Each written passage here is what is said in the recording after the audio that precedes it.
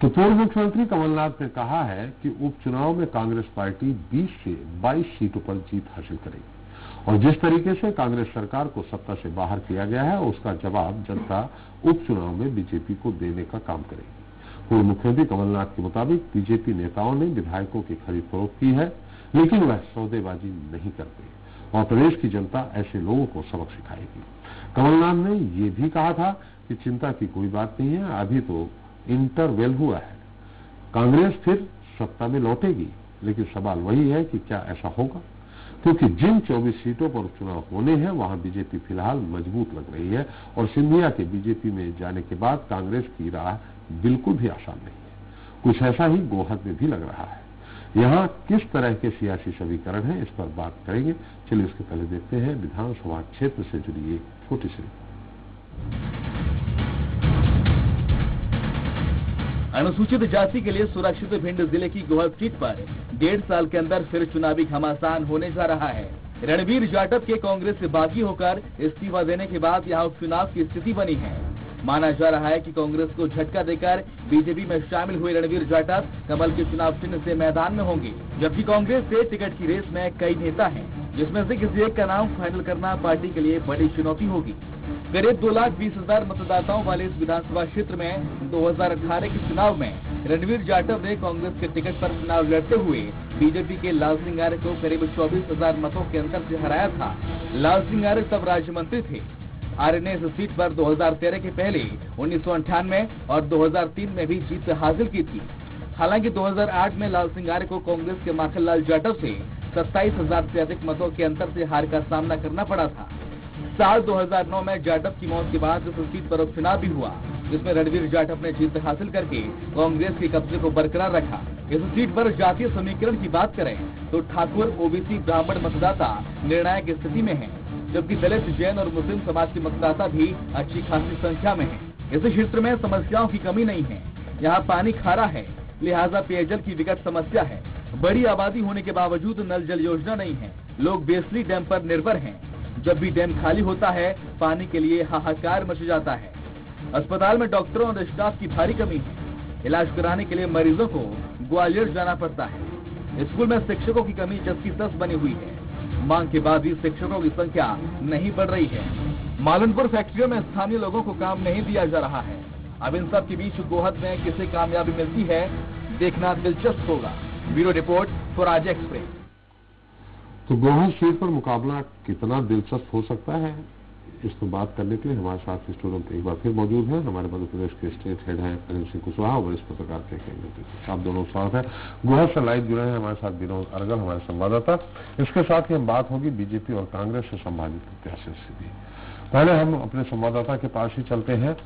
क्या स्थिति रहेगी अर्गल जी?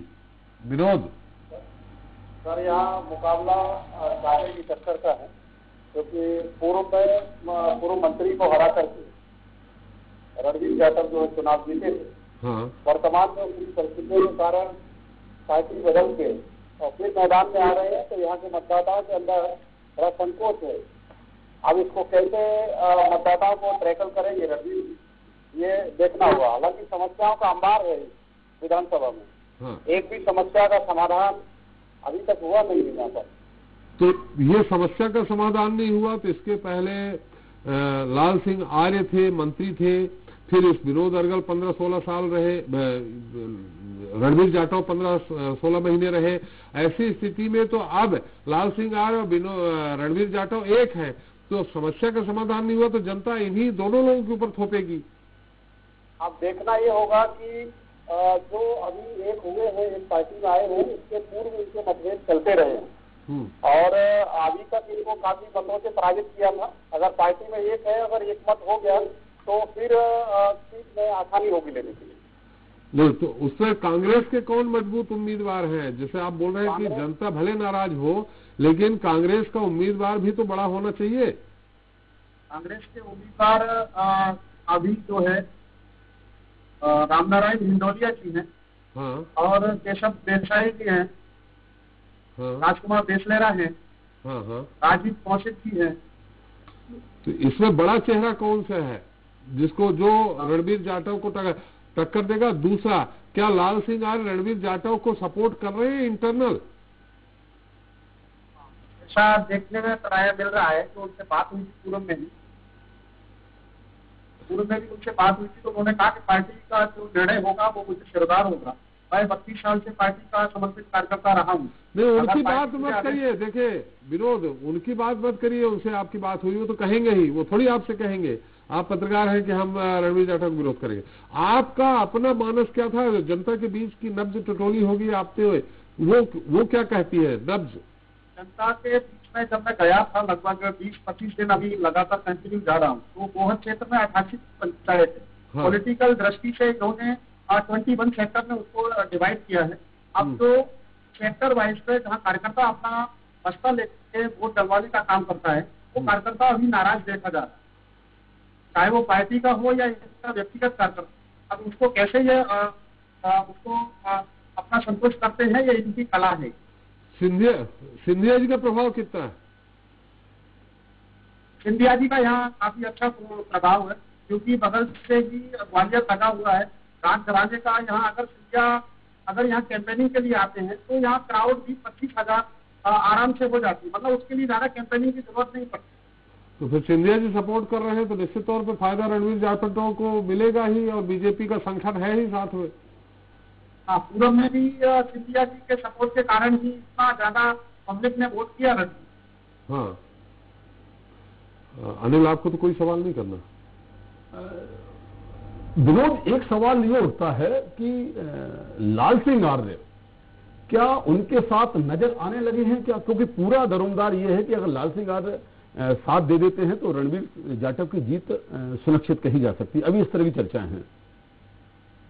ये बात क्षेत्र में निकल के आ रही है। भाई साहब अगर कह देंगे, लाल सिंह जी को भाई साहब बोलते हैं, अगर भाई साहब कह देंगे तो सीट आंसर जुड़ जाएंगे और सीट निकलना आसान हो जाए।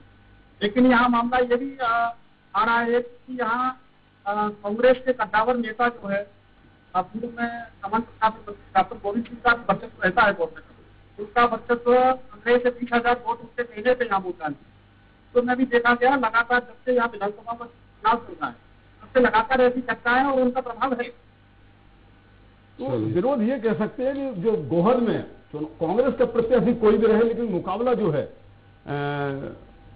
डॉक्टर गोविंद सिंह वर्सेस रणवीर जाटव रहने वाला है। जी, क्योंकि पूर्व में जब माखन को कांग्रेस से टिकट दिया गया तो वो यहाँ गोहद में ये चर्चा थी कि गोविंद सिंह के कहने से ये। सॉरी, बहुत बहुत धन्यवाद आपका हमारे साथ जुड़ने के लिए।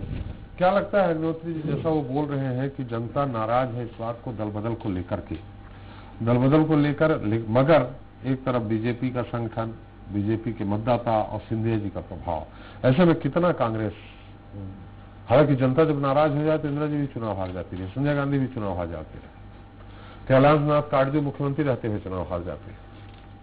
देखिए, बहुत कुछ डिपेंड करता है कार्यकर्ताओं के ऊपर। त्रिपाठी जी जो अब तक के चुनाव देखते आए हैं और उसमें मतदाताओं को रिझाने में, मतदाताओं को समझाने में और मतदाताओं को पार्टी की तरफ झुकाव बनाने में सबसे अहम जो रोल होता है वो कार्यकर्ताओं का होता है। तो अब तक रणवीर जाटव के साथ जो कार्यकर्ता कांग्रेस के उनके साथ जुड़े हुए थे, उनमें से कितने कार्यकर्ता जो रणवीर जाटव के प्रति समर्पित होंगे और वो भारतीय जनता पार्टी के कैंडिडेट के रूप में रणवीर जाटव का समर्थन करेंगे, पहली बात। दूसरी बात, लाल सिंह आर्य के साथ जो कार्यकर्ता रहे होंगे और जो लाल सिंह आर्य के पक्ष में कैंपेनिंग करते रहे होंगे, वो रणवीर जाटव के लिए कितना खड़े होंगे। ये सारी चीजें जो हैं पूरा कैंपेन का जो है वो कैलकुलेशन तय करेंगी कि आने वाले वक्त में जब अधिसूचना जारी हो जाएगी और चुनाव का कैंपेन अपने पूरे स्वभाव पर होगा तो कार्यकर्ता कितनी शिद्दत के साथ रणवीर जाटव के साथ खड़े हुए हैं और लाल सिंह आर्य उनका आंतरिक रूप से कितना सपोर्ट मिलता है इसके ऊपर डिपेंड करता है। और सबसे बड़ी बात जो विनोद अर्गल जी ने बताई कि ज्योतिरादित्य सिंधिया का कैंपेन जो है वहाँ पर बहुत ज़्यादा महत्व रखेगा कि